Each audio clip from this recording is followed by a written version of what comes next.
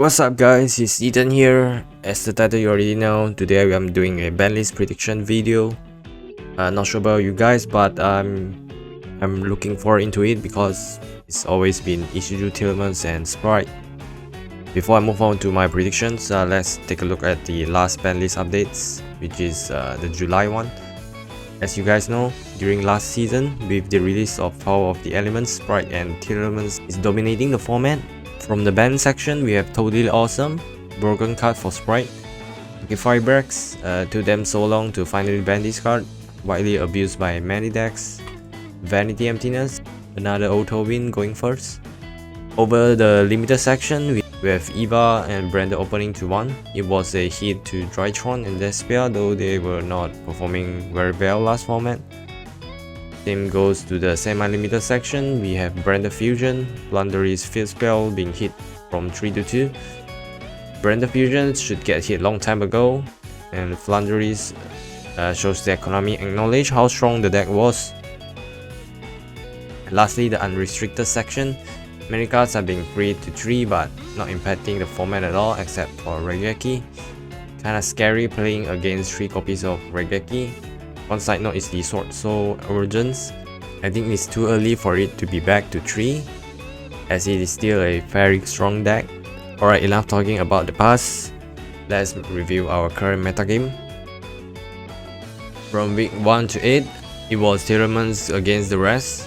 As you all know, Tillmans with Ishiju cards was showing dominance starting the end of last season, and they are fairly new, so they were left untouched last Banlist. On the other hand, not a single card from Sprite was hit as well. With their amazing consistency and a bunch of negates, they are able to hold tight on the second spot, though Tillmans still leading a bunch. The release of Beasted in Darkwing Blast had some impact towards the pie chart, but still not enough. It is clear that what deck should get hit in the upcoming format. For your information, Konami will ban cards based on the result of Japan Championship as well. We have seen this last time when they hit Tribrigade Fractal out from nowhere and there's barely any tops of Tribrigade over the local scene. Notable mentions over here is the Draco Slayer, which I will cover it later. This shows that any decks could top, and Yu-Gi-Oh! Isn't just about the strength of each of the decks, it also includes like the effort you put in on deck building, you analyze the format and how you play around it. These are all the factors that increase your win rate. Let's jump right into the top deck analysis. Ishiju Tillmans getting multiple supports in Darkwing Blast. Lucaros, a new fusion monster for Tillmans, is very strong, not just because it can negate Nibiru, but also it can revive back herself or even triggers your other Tillmans card effects. Tillmans Scream, on the other hand, is also pretty nice, providing 3 extra meals, and is able to fetch you a trap from the deck when it's been sent to the graveyard by craft card effects. Almost all of their monsters can act as an extender, allowing them to play through multiple negates and still having a decent board, or even OTKing their opponent.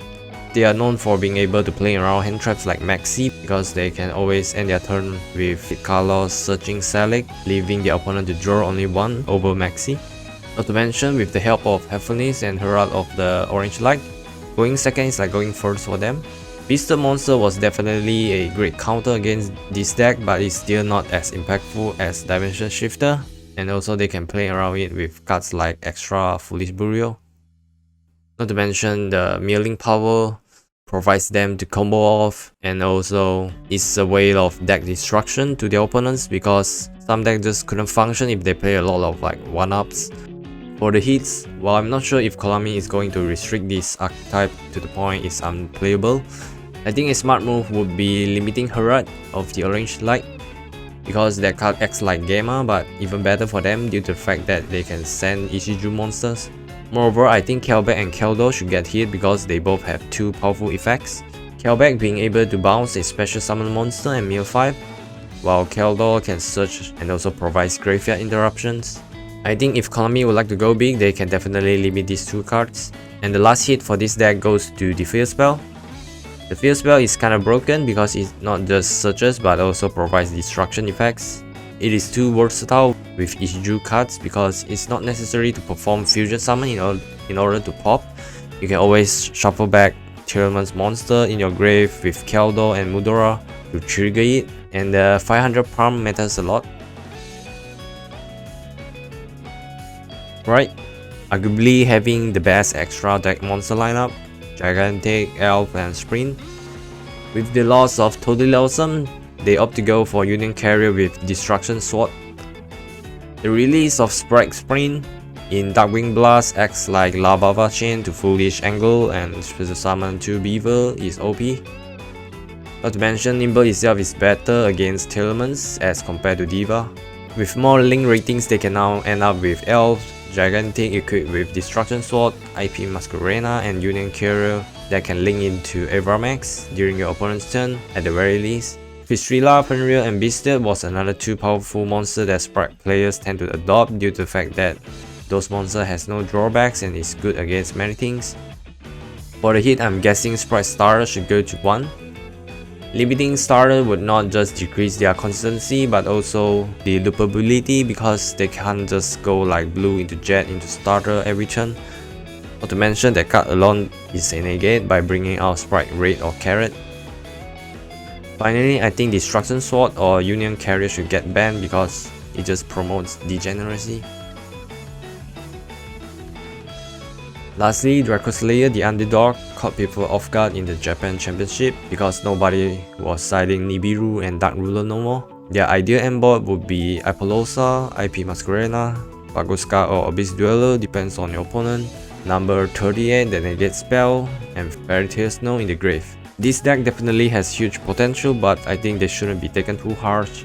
The absurd thing about this deck is how they can keep on looping and generating monsters because their effect wasn't hard once per turn. For me personally, to preserve Electromite, Astrogas needs to be banned unfortunately. On the other hand, Odd Eyes Revolution Dragon can be semi-limited to lower down their consistency.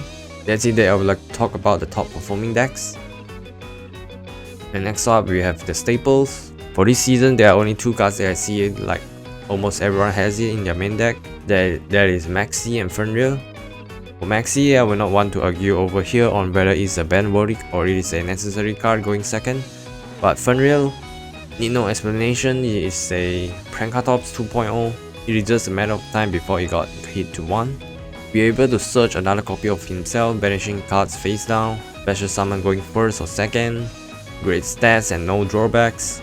When everyone slap in 3 copies of this into their decks, you know it's just bad in the perspective of deck building innovation. While this card is fairly new, I'm not too sure if they will hit it or not because that simply proves them wrong in designing cards.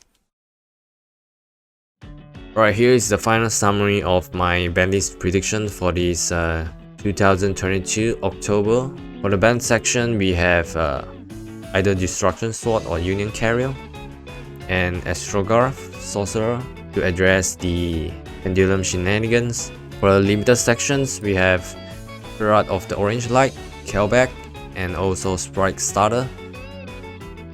And for the semi-limited section, we have the Fear Spell for Telemans, Keldor, and also Odd Eyes Revolution Dragon.